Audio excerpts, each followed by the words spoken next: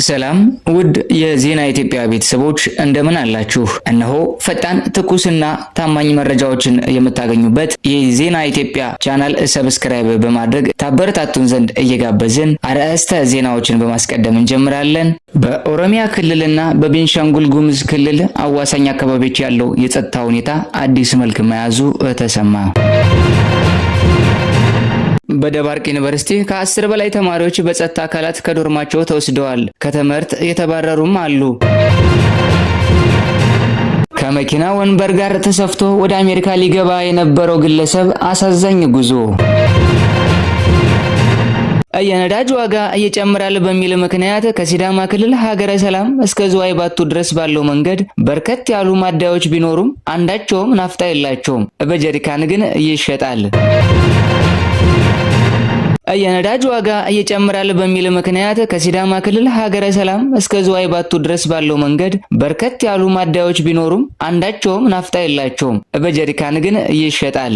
በሲዳማ ክልል ሀገረ ሰላም እስከ ሐዋሳ ከተማ መግቢያ ድረስ ከሐዋሳ እስከ ዝዋይ ባቱ ባሉ ማደያዎች የመኪና ናፍጣ ማግኘት አስቸጋሪ መሆኑን ከቦታው ተመልክተናል። በዚህ አካባቢ ስንዘዋወር እንደተመለከትነው ማደያዎች ውስጥ ነዳጅ የለም ቢባልም ማደያው አካባቢና ማደያዎች ውስጥ ያሉ አንዳንድ ግለሰቦች በጀሪካን ነዳጅ እንደሚሸጥ ሲናገሩና ሂሳብ ለመስማማት ሲሞክሩም አይተናል። በሲዳማ ክልል ሀገረ ሰላም ላይ ህዳር 27 ቀን 2018 ዓ.ም በነበረበት ወቅት ማደያዎቹ ውስጥ ናፍጣ የለም የሚል ተደጋጋሚ ምላሾች ቢሰጡንም እዚያው አካባቢ ያሉ ግለሰቦች ግን ናፍጣ በጀሪካን ከእነሱ ጋር መኖሩን ሲናገሩ ሰምተናል። በዚህ መንገድም አዲስ አበባ 121 ብር አካባቢ የሚሸጠው 1 ሊትር ናፍጣ 165 ብር ሂሳብ ሲሸጥ ተመልክተናል። ዝዋይ ባቱ የሚገኝ አንድ ማደያ ስንጠይቅ ናፍጣ የለም የሚል ምላሽ ከማደያው የተሰጠ ሲሆን ማደያው አጠገብ ያሉ ሱቆች ውስጥ ግን በጀሪካን እንደሚሸጡ ተመልክተናል። በአሁኑ ሰዓት ዝዋይ ባቱ 1 ሊትር ናፍጣ በህገወጥ መንገድ በጀሪካን ከ180 ብር እስከ 200 ብር ድረስ እየተሸጠ መሆኑን አይተናል። ይህም እየሆነ ያለው ሰሞኑን የነዳጅ ዋጋ ይጨምራል በሚል ግምት መሆኑን ሰምተናል። ነዳጅን አስመልክቶ የንግድና ቀጠናዊ ትስስር ሚኒስቴር እስካሁን በይፋ የሰጠው መግለጫ የለም። ከዚሁ ዜና ሳንወጣ በሰው ሰራሽ የነዳጅ እጥረት ምክንያት ስራ ከሰራን 3 ቀን አልፎናል። የወልዲያ አሽከርካሪዎች በአማራ ክልል ሰሜን ወሎ ዞን ወልዲያ ከተማ ያሉ ማደያዎች ነዳጅ የለም ካሉ ዛሬ 5ኛ ቀናቸውን ይዘዋል ሲሉ ቤተሰቦቼ የጠቆሙ ሲሆን ስራ ከሰራን 3 ቀን ሆኖናል ብለዋል። ነዳጅ ይመጣል ብለን ሰልፍ ከያዝን ደግሞ 4ኛ ቀን የሆነንም አለን ያሉ ሲሆን የነዳጅ ዋጋ ይጨምራል በሚል ነዳጅ በማከማቸት ነዳጅ እያለ ነዳጅ የለም የሚሉ ማደያዎች እንዳሉ ሰምተናል ሲሉ ምንጮቻችን ገልጸዋል። ከዚህ በተጨማሪ አርባ ምንጭን ጨምሮ ሌሎች የክልል ከተሞችም ተመሳሳይ ሰው ሰራሽ የነዳጅ እጥረት እየታየ ነው። በጥቁር ገበያው እስከ 200 ብርም እየተሸጠ ይገኛል ሲሉ ገልጸዋል።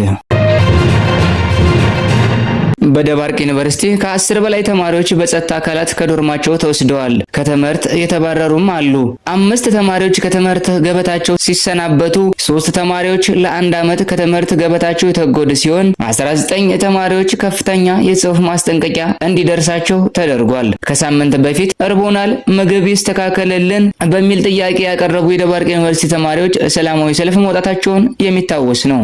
በወቅቱ አመጽ ቀስቅሰዋል የተባሉ ተማሪዎች ሰሞኑን በጸጥታ አካላት በኃይል ከዶርማቸው መወሰዳቸውንና የተባረሩም እንዳሉ ተማሪዎቹ እየገለጹ ናቸው። ህዳር 27 2018 ዓመተ ምህረት 12 ተማሪዎች ከዶርማቸው በጸጥታ ኃይሎች እንደተወሰዱና ያሉበት እንደማይታወቅ ተማሪዎቹ ሲገልጹ ያስተዋሉ ሲሆን አንዳንዶቹ ደግሞ የተወሰዱ ተማሪዎችን ቁጥር ወደ 17 አድርሰውታል። ሌሎቹ ደግሞ የ17 ተማሪዎች ስም ዝርዝር ሲጠየቅና ሲጻፍ እንዳስተዋሉም ገልጸዋል።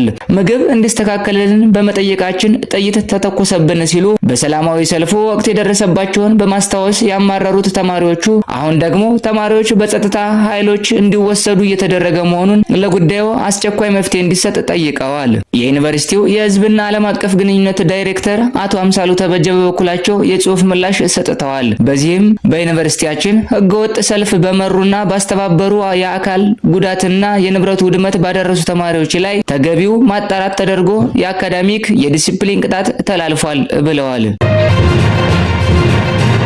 ከመኪና ወንበር ጋር ተሰፍቶ ወደ አሜሪካ ሊገባ የነበረው ግለሰብ አሳዛኝ ጉዞ።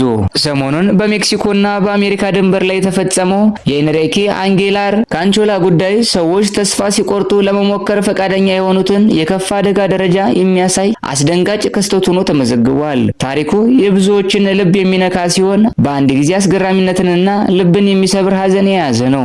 ኤንሪኬ አንጌላር ካንቾላ ወደ አሜሪካ ለመሻገር የሞከረው በእጅጉ አደገኛ በሆነ መንገድ ነበር። ራሱን ከመኪናው ወንበር ጋር በመስፋት ውስጥ በመደበቅ ድንበሩን ለማቋረጥ ሞክሮ ነበር። የድንበር ጠባቂ ኤጀንቶች ሚስጥሩን ያገኙበት ሁኔታም እጅግ የሚያስገርም ነበር። በመጀመሪያ በመኪናው ወንበር ላይ ያለውን ስፌት ከወትሮ የተለየና ያልተስተካከለ መሆኑን አስተዋሉ። ከዚህም በተጨማሪ ወንበሩ ከሚገባው በላይ ክብደት እንዳለው ተሰማቸው። ይህን ጥርጣሬ ተከትሎ ወንበሩን ሲከፍቱት ኤንሪኬ አንጌላር ካንቾላ በመቀመጫው ፍሬም ውስጥ ተጣጥፎ ተገኝቷል። ሪፖርቶች እንደሚያሳዩት ወንበሩ ሙሉ በሙሉ በእሱ ላይ እንደገና ስለተሰፋ ካንቾላ ለመንቀሳቀስ ወይም በአግባቡ ለመተንፈስ የሚችልበት ቦታ በጭራሽ አልነበረውም።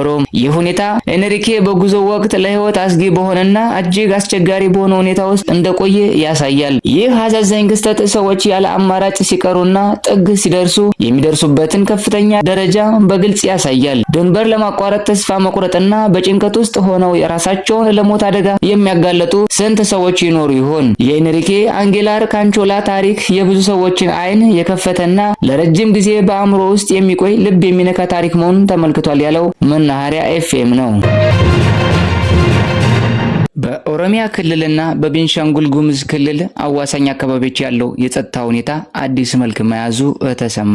ራሱን የኦሮሞ ነጻነት ሰራዊት ወይም ኦኤልኤ መንግስት ደግሞ ኦነግ ሸኔ ብሎ የሚጠራው የታጣቂ ቡድን በከፍተኛ ቁጥር ከወለጋ ዞን ወደ መተከል ዞን እየተሸጋገረ መሆኑን የአካባቢው የጸጥታ ምንጮች ጠቁመዋል። የደረሰን መረጃ እንደሚያመለክተው በግምት ቁጥራቸው 2000 የሚደርሱ ታጣቂዎች ከወለጋ ዞን ሆሮ ጉድሩ ሾኮ ቀበሌ በመነሳት ወደ ቤንሻንጉል ጉሙዝ ክልል እየገቡ ነው። እነዚህ ታጣቂዎች ከነባር የሀገር ሽማግሌዎች ቡራኬ ተቀብለው መንቀሳቀስ እንደጀመሩ ምንጮች ገልጸዋል። ከሆሮ ጉድሩ ተነስቶ ወደ ደባጤ ወረዳ ሙዛን ቀበሌ በመሻገር ወደ ዳላ በመጠጋት በቆርቃ ቀበሌ ለመስፈር ያቀደ መሆኑን ተመላክቷል። ይህንን ኃይል ለመቀበልም ቀደም ሲል በአካባቢው ወይም በተለይም በጎንጎ ቀበሌ ተንቀሳቅሶ የነበረውና የአካባቢው ነዋሪዎች ጽንፈኛ ሲሉ የሚጠሩት ታጣቂ ኃይል ከዛሬ ጀምሮ ዝግጅት እያደረገ እንደሚገኝ ታውቋል። ይህንን የተቀናጀ እንቅስቃሴ ተከትሎ በደባጤና ቡለን ወረዳዎች ከፍተኛ የጸጥታ ስጋት አንዣቧል። ታጣቂዎቹ ኃይላቸውን በማደራጀት ወደ መተከል ኃይል እየገሰገሱ መሆኑን የገለጹት ምንጮች የአካባቢው ማህበረሰብና የጸጥታ አካላት አስፈላጊውን ጥንቃቄ እንዲያደርጉ